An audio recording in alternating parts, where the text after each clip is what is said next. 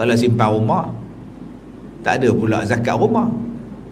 Itu beza dia. Pulanglah pada tuan-tuan. Cuma kita nak sebut zaman Nabi Isa nanti mah perak ni tak laku dah. Hingga payahlah seseorang mencari yang fakir. Nak jumpa yang miskin ni susah. Dan nak jadi tempat bersedekah pun susah. Kerana masing-masing semuanya telah mempunyai harta semua. Agak-agak masa tu siapa yang nak berniaga nasi lemak? Siapa yang nak kerja mok lantai? Siapa yang nak kerja sisi minyak? Bangla pun tak mahu selesai. Tu dia, nampak. Zaman sekarang banyak orang boleh buat kerja sebab duit tak ada. Sebab tu aturan hidup macam itu. Ada orang yang susah, pagi-pagi berniaga lah dia, dapatlah sehari RM20 potong getah. Maka adalah orang buat kerja getah. Ada orang susah, anak ramai, kerja tak ada, kerjalah cuci tanah.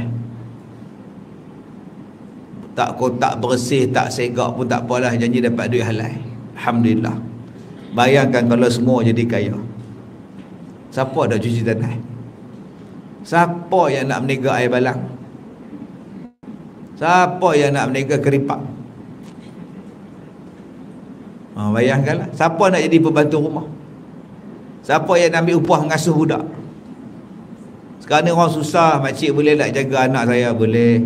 5 budak dia jaga, dapatlah sebulan RM1,500. Besok makcik tak bayarlah, makcik dah senang dah, ambil dah anak kamu. Pakat berhenti kerja semua, aman, tenteram semua ni. Ini jadi Allah Ta'ala ni, dia aturkan kita ni, ada yang susah, ada yang senang, ada yang sedang-sedang, supaya perjalanan hidup kita dalam dunia ni jadi teratur. Ada yang driver Grab, kalau dia jutawan dia pun tak driver Grab lah. Ada yang jadi sebagai tukang mesin rumput, kalau dia jutawan ada mesin. Tan Sri tak mesin rumput ke? Pulau tak hang kata, aku Tan Sri dah sekarang ni. Tapi maksudnya dia tak Sri, maka dia pun ambil lah upah mesin rumput, cuci longkang, angkat sampah. Bayangkan kalau semua orang kaya, siapa nak kerja angkat sampah? Jadi Allah ni atur manusia macam itu supaya masing-masing boleh hidup dunia ni. Maka yang kaya ni bayar zakat, bantulah kepada orang yang miskin tadi ni. Peraturan perjalanan hidup.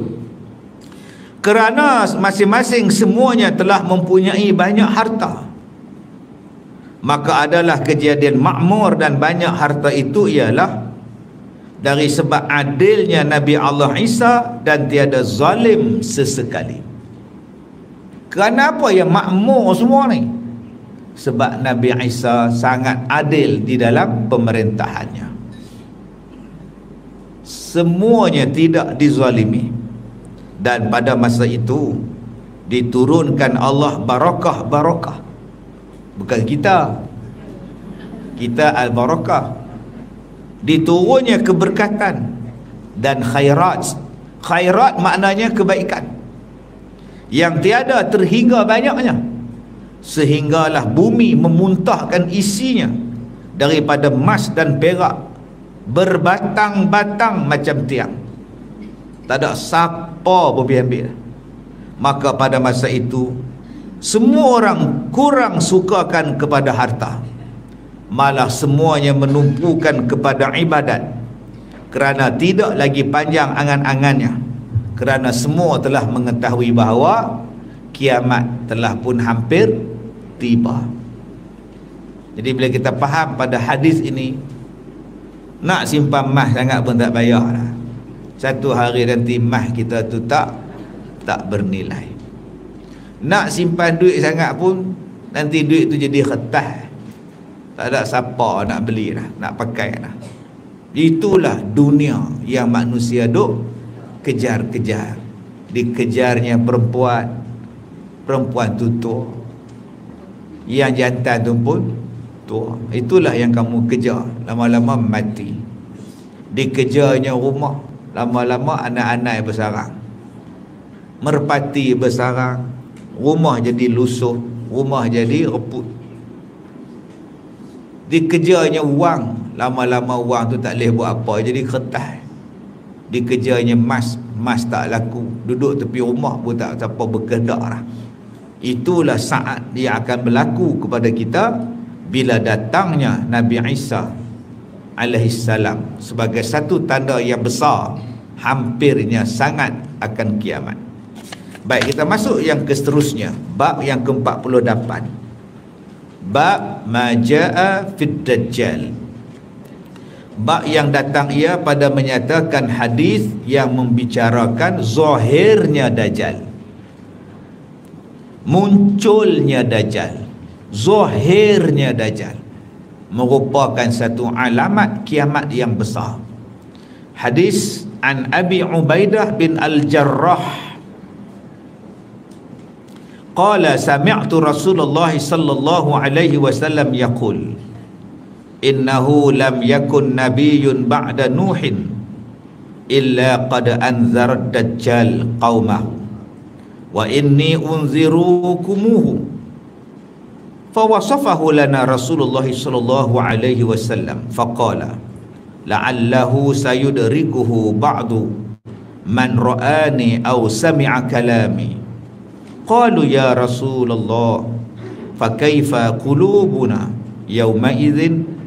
Qala mithluha ya'ni al-yawm aw khairun. Hadis yang hasan lagi gharib. Daripada Abi Hurairah radhiyallahu an, bukan, daripada Abi Ubaidah bin Al-Jarrah katanya, telah aku mendengar Nabi Muhammad sallallahu alaihi wasallam bersabda bahwasanya tidak ada satu nabi pun selepas daripada Nabi Nuh, melainkan semua nabi-nabi tadi memberikan khabar, cerita, berita tentang Dajjal kepada kaum masing-masing, dan bahwasanya aku juga memberi ingat kepada kamu, kata Nabi Muhammad. Maka mensifatkan Rasulullah akan rupanya Dajjal itu. Kata Nabi, mudah-mudahannya lagi akan mendapat akan dia oleh setengah mereka yang melihat aku atau mendengar kalam aku. Maka kata mereka, ya Rasulullah, maka bagaimana rupa kami, rupa hati kami pada hari itu? Maka sabda Nabi, hari ini lebih baik daripada hari itu. Hadis yang kita baca ini ialah hasan lagi gharib. Baik, Nabi dalam satu hadis ini sebut semua Nabi selepas Nabi Nuh menceritakan tentang Dajjal kepada umat mereka. Dan kata Nabi Muhammad, aku pun cerita siapa Dajjal kepada umat aku. Disifatkannya rupa Dajjal tadi. Apa Dajjal bawa? Bila masa dia akan sampai? Saat bila? Dia cerita kepada kita. Maka sahabat Nabi tadi bertanya, ya Rasulullah, andainya kami hidup zaman Dajjal datang, bagaimana rupanya hati kami pada masa itu ya Rasulullah? Maka jawab Rasulullah, kamu pada hari ini lebih baik daripada mereka pada hari itu. Zaman kita lah. Zaman kita, zaman sahabat dulu ni, bangun-bangun pagi semayang subuh, baca Quran, pergi kerja, buat kebun tamat, pergi meniaga, buka kedai, pergi buat kerja. Kita hari ni tidur malam pun sambil dengar lagu. Oh, romantic song. Kalau tak dengar lagu Ustaz Frank Sinatra, tak tidur saya. Saya kena tidur sambil dibuai dengan lagu-lagu romantik, lagu muzik saja. Bangun pagi pula, tali besen dulu yang dia buka. Sekarang bukan tali besen, TikTok dulu dia buka, Facebook dulu dia buka. Dia nak tengok apa orang kata kat dia, apa semua, cerita apa semua, dia akan buka. Mandi pergi kerja, apa dulu dia tengok? Aurat orang dulu dia tengok. Yang lintas jalan pakai skirt, yang tak pakai tudung, yang kerja sebelah dia pakai skirt nampak paha. Tu zaman kita sekarang ni. Sagi keluar tengah hari pula, pergi ramai-ramai lintas jalan, ramai-ramai pula hak pakai ketat, hak pakai kebaya, Hak pakai tudung tu tonjol kat depan semuanya ada. Nampak tak? Iklan sebesar-besar tepi jalan menayangkan itu, tayangkan ini. Itu baru mata ya, belum lagi telinga, belum jari lagi. Kita hari ni sekali tweet, sekali komen, macam-macam orang akan komen balik dan berjela-jela panjangnya. Dan kita tengok dalam Facebook, kita komen, kita tak tahu menatang apa. Orang komen, kita komen. Macam sekarang ni duk kecoh tentang bomo di Indonesia. Duk debat dengan pengsulap. Kita tak tahu apa, kita pun masuk sekali. Hak sokong pesulap merah pun ada, hak sokong Gus Sudin pun ada, macam-macam. Kita tak tahu apa. Mati bai saja. Ini zaman sekarang. Menipu jadi senang, mengumpat jadi senang. Zaman Nabi dulu mana ada benda-benda tu. Nak kirim surat pun susah, kena turun burung pati tu. Tak sampai burung pati ni. Zaman sekarang tak payah pos, tak payah postman, tak payah burung pati, tak payah nak buat keluar asap. Hanya dengan WhatsApp, Telegram, email, punya cepat sekarang boleh sebar. Hari ni jatuh kapal terbang, selang seminit lepas tu kita tahu dah. Dulu kena tunggu berita pukul 10 ke 12. Cuma tengok berita, tengok pukul 12 ada cerita, tunggu tak tidur. Sekarang tak payah, tengah tidur pun berita sampai. Maka ada berita yang betul, ada berita yang tidak betul. Maka janganlah kita kata bahawa kita lebih baik daripada orang dulu.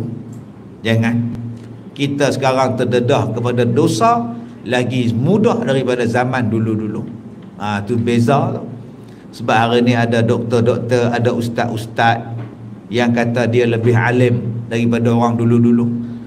Ulama-ulama dulu tu silap lah, lambat kaji lah, tak betul lah. Kita lagi betul lah, renti lah. Duduk dalam kereta pun dengar lagu cakap banyak. Ulama dulu bukannya dengar lagu dandut. Jangan duk kata kita ni lebih alim daripada mereka pula. Nabi kata dah, Nabi kata apa? Ya'ni al-yawm aw khair. Kamu lebih baik ataupun seumpama dengan dia tadi ni, lebih baik lagi. Ketahuilah wahai saudaraku, adalah Dajjal itu manusia macam kita. Dajjal itu siapa? Manusia macam kita. Dia bukan makhluk asing, dia bukan binatang, dia bukan bunian, dia bukan jin, dia bukan raksasa. Dia macam kita, manusia biasa. Dan Allah jadikan dia seorang yang bernama Dajjal. Apa makna Dajjal? Sebohong-bohong dan sedusta-dusta manusia di atas muka bumi. Dajjal apa makna? Pembohong. Orang Melayu je, Dajjal ni orang jahat. Dajjal betul. Orang kita ni kalau jahat kita apa? Dajjal betul. Kena jahat lagi, Dajjal. Dia tersebut Dajjal. Dajjal. Tambah sedap lagi, babi. Maknanya marah betul itu. Kira-kira marah sungguh tu. Dan tak ada siapa yang teringin buat nama anak dia Dajjal. Melainkan satu filem dulu nama dia Dajjal Suci. Yang tu ada filem Dajjal Suci tu. Dah mati dah pelakon lelaki tu, Dajjal Suci tu. Baik. Maka kalimah Dajjal itu bahasa Arab. Dalam bahasa Melayu habis pembohong. Sebab itu Allah pesan kepada kita berkali-kali dalam Quran, fatabayyanu, siasat. Bila dapat berita, dapat cerita, siasat. Tambah-tambah zaman Dajjal, orang boleh buat macam-macam. Tuan-tuan tengok dalam filem tu, berlakon di angkasa lepas, macam duduk dalam angkasa lepas, padahal duduk dalam studio. nama dia Star Wars, Star Trek, Star Hill. Tu Kuala Lumpur, Star Hill nama dia. Yang kita duk percaya pasal apa? Tapi nampak macam betul, Ustaz. Tengok cerita Star Wars dengan pedang dia lah, apa lah. Dia boleh pula duduk tepi tingkap, duduk tengok cermin, tengok pula kapal terbang tu duduk berjalan, kapal angkasa tu duduk berjalan.